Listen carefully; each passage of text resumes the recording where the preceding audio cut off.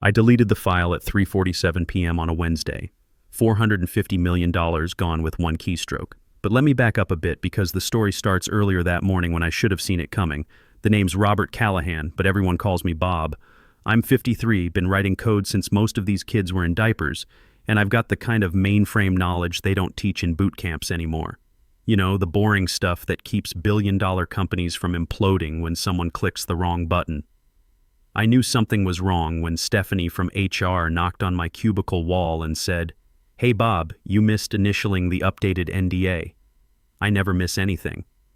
That's why TechBridge Solutions ran like a Swiss watch instead of a broken toaster for the past 18 years. Still, I signed the paper, handed it back, and went right back to configuring the security system for the $450 million global tech merger. That morning, I had 2 monitors running database queries, a lukewarm coffee, and a sticky note that said, "Verify Clause 12C" in my own handwriting.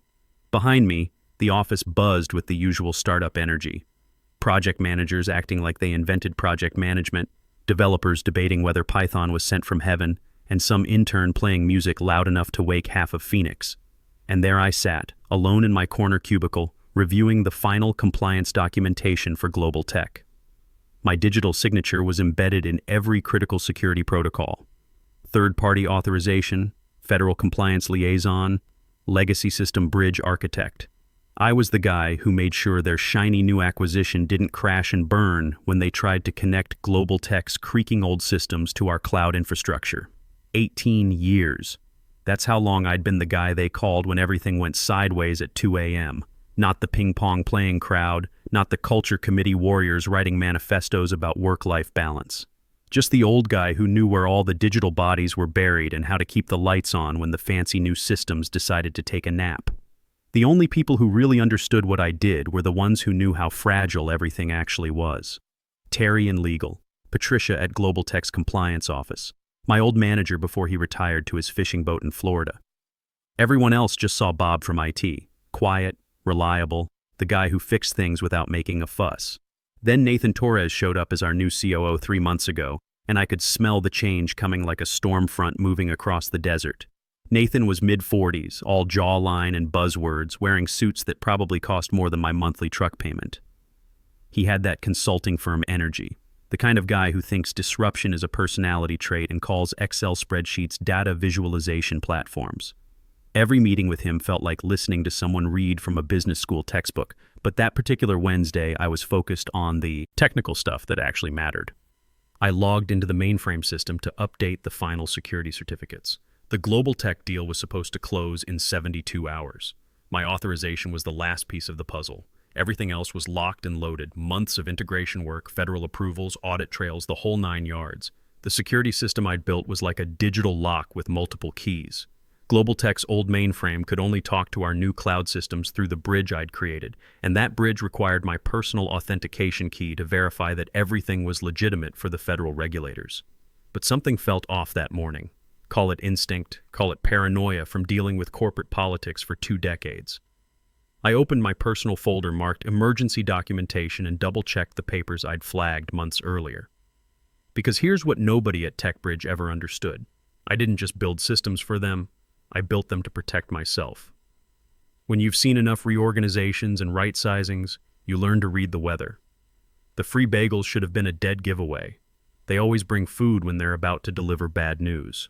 The all-hands meeting was called for 10 a.m. sharp.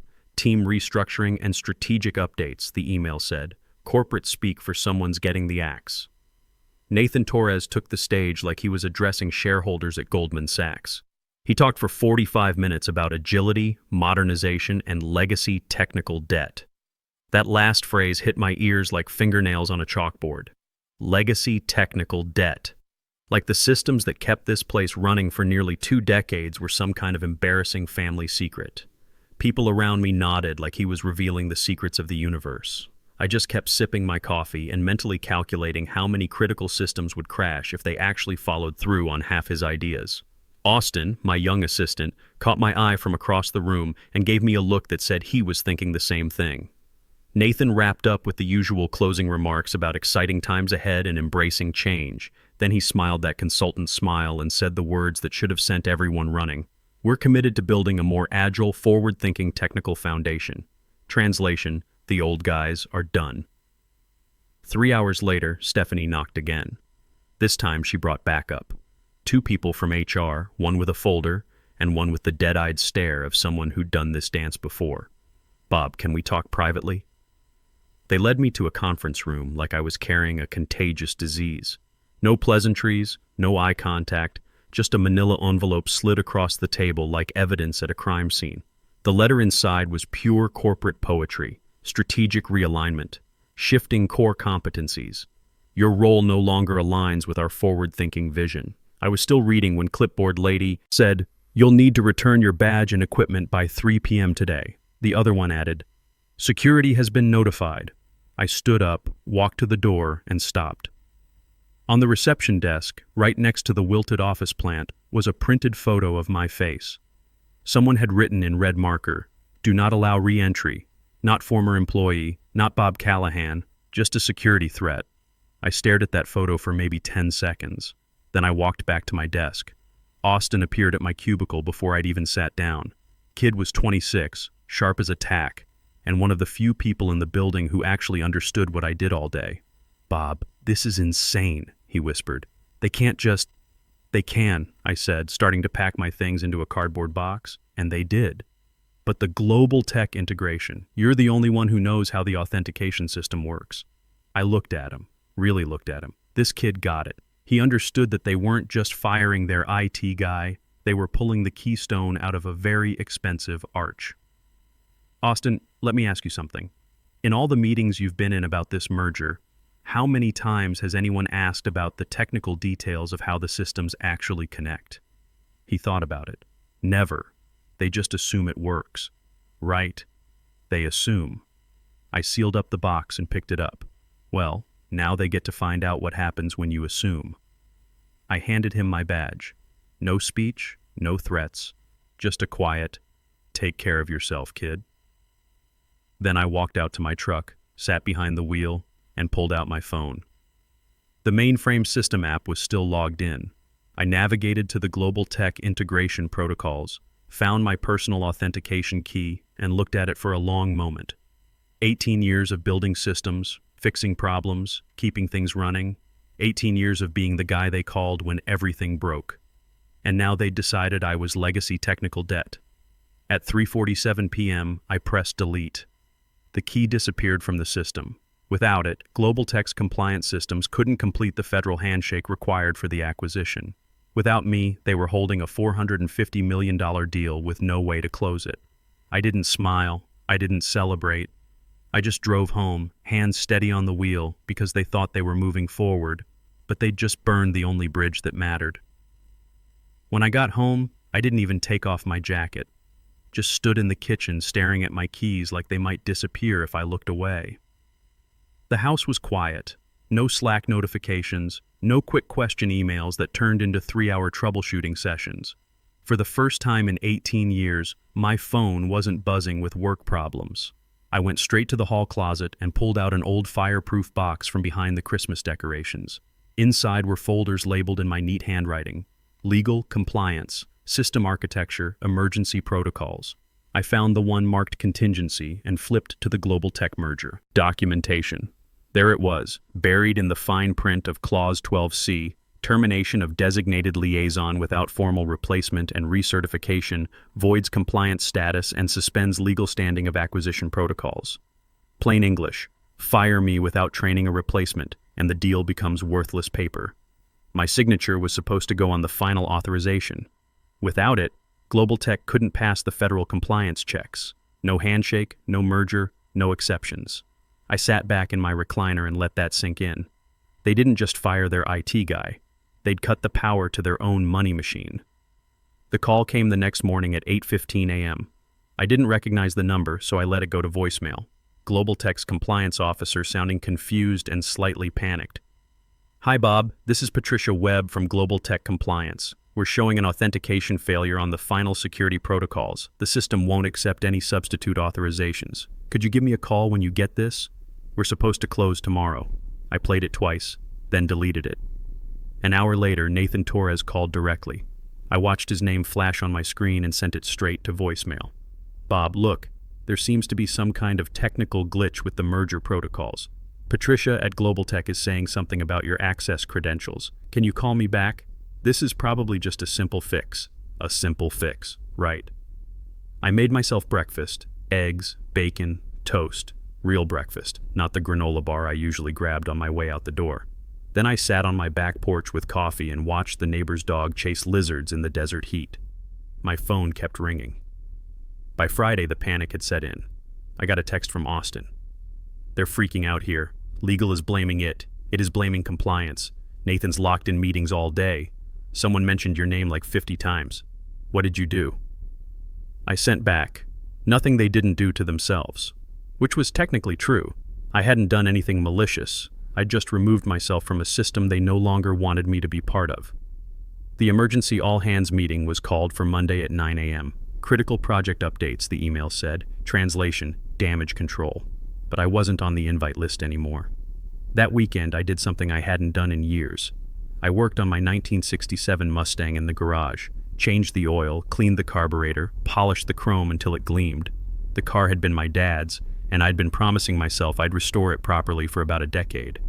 Funny how you suddenly find time for things when you're not fixing other people's problems at all hours. Monday afternoon, my lawyer Daniel got a call from TechBridge's legal department. They wanted to discuss transition protocols and knowledge transfer requirements. Daniel's response was beautiful. Mr. Callahan is no longer employed by TechBridge Solutions. He has no contractual obligations regarding proprietary systems or ongoing projects. Should your organization require his expertise, Phoenix Tech Consulting LLC is available for engagement. Standard consulting rates apply. I'd filed the LLC paperwork over the weekend. Took about 20 minutes online. Phoenix Tech Consulting had a nice ring to it. Tuesday morning brought the official news. Global Tech sent a formal letter to TechBridge. Due to unresolved compliance gaps in the security authorization chain, Global Tech Industries is suspending all acquisition proceedings pending resolution of third-party authentication requirements. Corporate speak for, your guy had the keys, you fired him, deal's off. Austin texted me a screenshot of the company stock price. Down 15% before lunch. Holy shit, Bob. They're losing their minds. I texted back, language kid.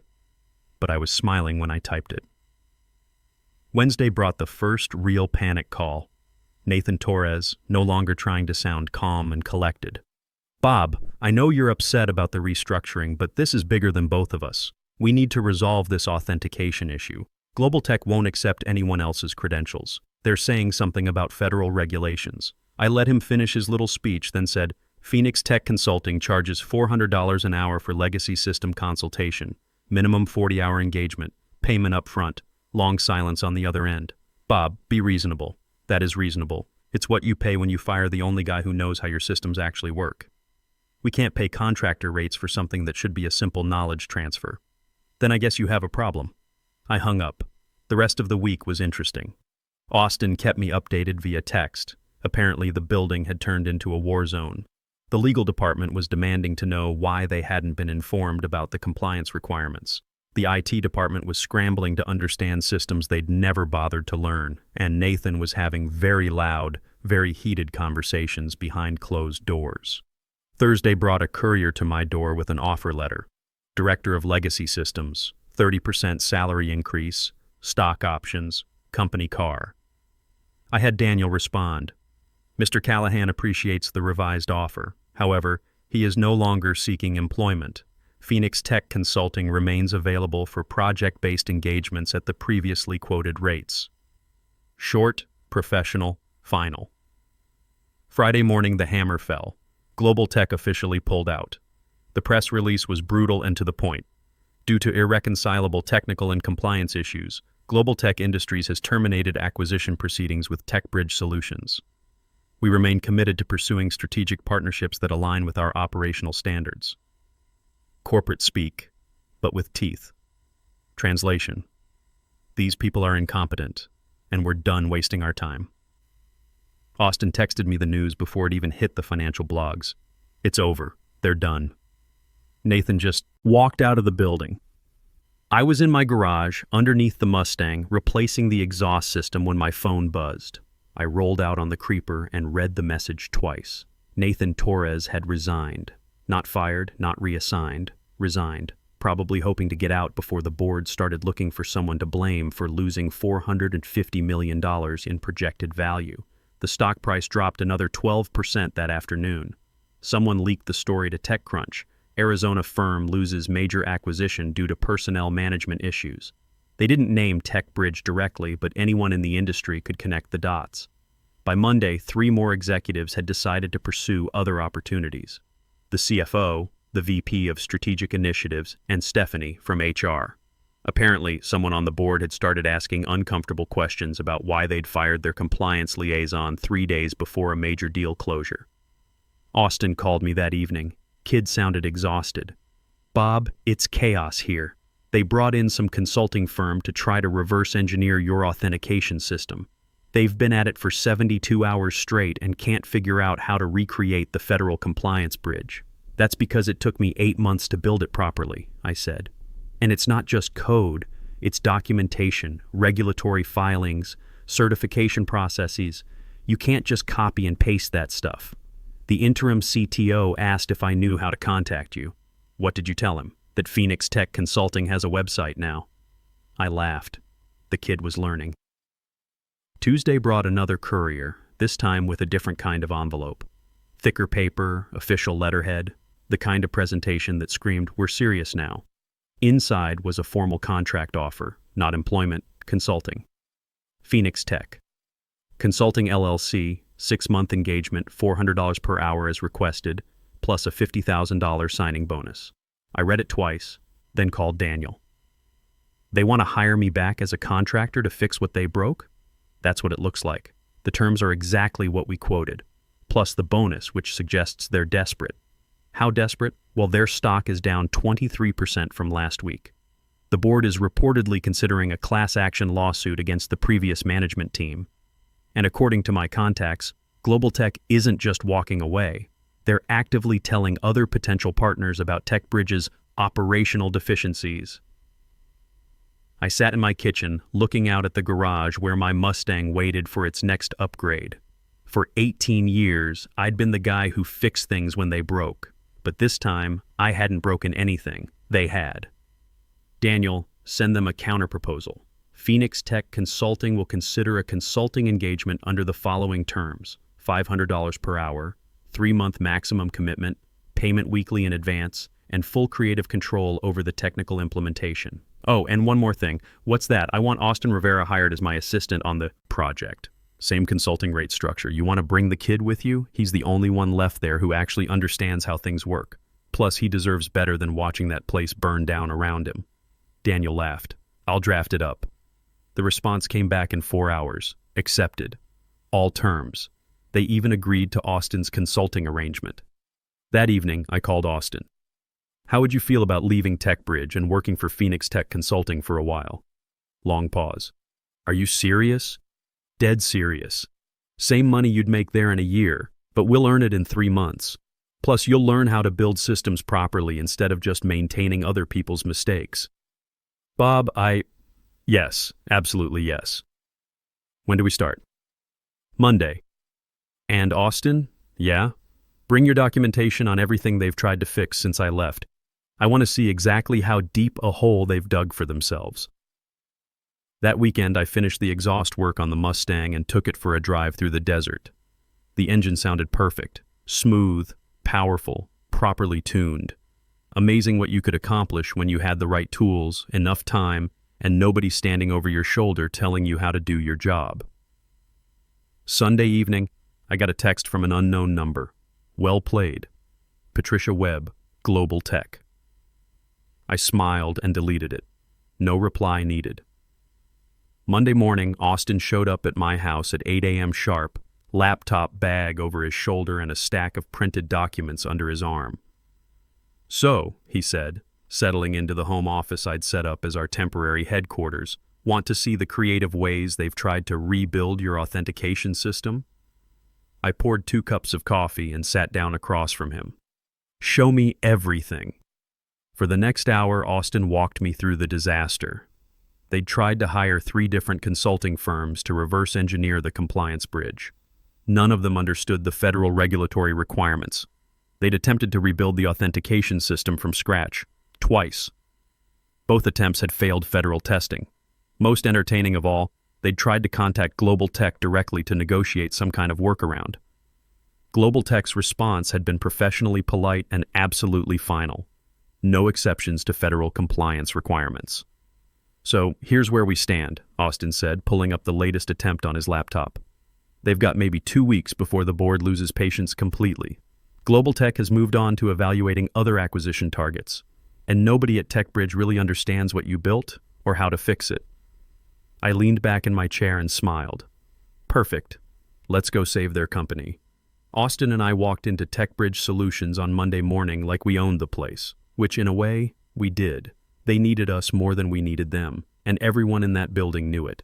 The interim CTO, a nervous guy named Rodriguez who'd been promoted way above his comfort level, met us in the lobby. He looked like he hadn't slept in a week.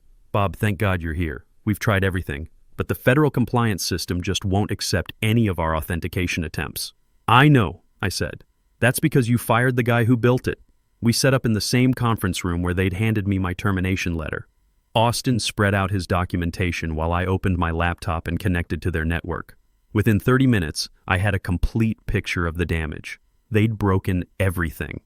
Not just the authentication system, but the underlying security architecture, the data flow protocols, even the backup systems.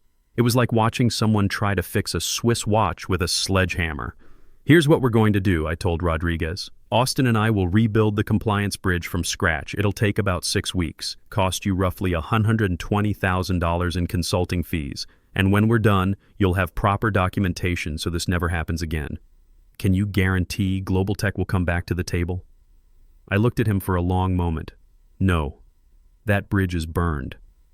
But you'll have a system that works for whoever you find next, if anyone wants to deal with you after this mess." Rodriguez winced but nodded. What choice did he have? The work was actually enjoyable. Austin turned out to be a fast learner with good instincts. More importantly, he asked smart questions instead of just assuming he knew how things worked. We rebuilt the authentication system properly this time, with clean code, comprehensive documentation, and proper fail-safes. Every morning, we'd show up at 9 a.m. and work until 5 p.m. No overtime, no emergency calls, no weekend drama. Just professional consulting work at professional rates. Austin got to see how a real system should be built from the ground up. I got to enjoy the looks on people's faces when they realized how much they'd depended on systems they'd never bothered to understand. The best part was watching the company try to function without their legacy technical debt. The new systems Nathan had championed kept failing in creative ways. The cloud migration he'd insisted on turned into a disaster that cost them 3 major clients. The agile methodology he'd implemented had somehow made everything take twice as long. By week 4, word had gotten around the industry about TechBridge's operational problems. Austin showed me articles on TechCrunch and LinkedIn discussing the cautionary tale of firing experienced technical staff without proper transition planning. "You're famous," Austin said, pointing to a quote from an industry expert.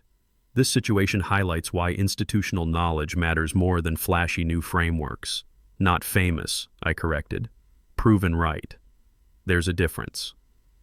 Week 6, we finished the project. The new compliance system passed all federal tests on the first try. Austin had learned more about enterprise architecture in 6 weeks than most people learn in 2 years, and I'd proven that experience isn't something you can replace with enthusiasm and buzzwords. Rodriguez shook my hand in the parking lot on our last day. "Bob, I know this whole situation was unfortunate. Is there any chance you'd consider coming back full-time? We could really use your expertise." "Thanks, but no. Austin and I have other projects lined up," which was true. Phoenix Tech Consulting had picked up 3 new clients during our TechBridge engagement. Apparently, word travels fast when you can solve problems other people can't figure out. 2 months later, I got a package delivered to my house. No return address, just a FedEx box with careful handwriting on the label. Inside was a bottle of 25-year-old single malt whiskey and a handwritten note. "Mr. Callahan, heard about the consulting work at TechBridge. Professional respect from one technical architect to another. Next time they'll know who really runs the show." Patricia Webb, Global Tech. I opened the bottle that evening and poured myself 2 fingers while I worked on the Mustang's transmission. The whiskey was smooth, expensive, and tasted like validation. Austin stopped by around 8 p.m. to go over our next project, a 3-month engagement with a medical device company that needed help with their FDA compliance systems. "So what's the lesson here?" he asked, settling into a lawn chair in my garage. I looked up from the transmission housing, wiped my hands on a shop rag, and smiled. Simple. You can outsource code, but you can't outsource experience. And you should never fire the guy who holds the keys unless you're absolutely sure you know where he hid the spares. Austin laughed. Think they learned that lesson? Maybe. Or maybe they'll hire another consultant to tell them why their next project failed. I raised my glass of whiskey toward the Mustang. The car was almost finished now. New engine, rebuilt transmission, fresh paint, proper restoration done right. Just like everything else in life, it turned out better when you took the time to do it properly the first time. "Here's to building things that last," I said. Austin clinked his beer bottle against my glass. "And to getting paid what you're worth." Outside, the desert evening was cooling down. Inside my garage, surrounded by the tools of my trade and the project I was passionate about, I felt something I hadn't experienced in 18 years of corporate work. Complete satisfaction. Phoenix Tech Consulting was booked solid for the next 8 months. The Mustang would be show-ready by Christmas. And somewhere across town, TechBridge Solutions was probably still trying to figure out what had hit them. Life was good,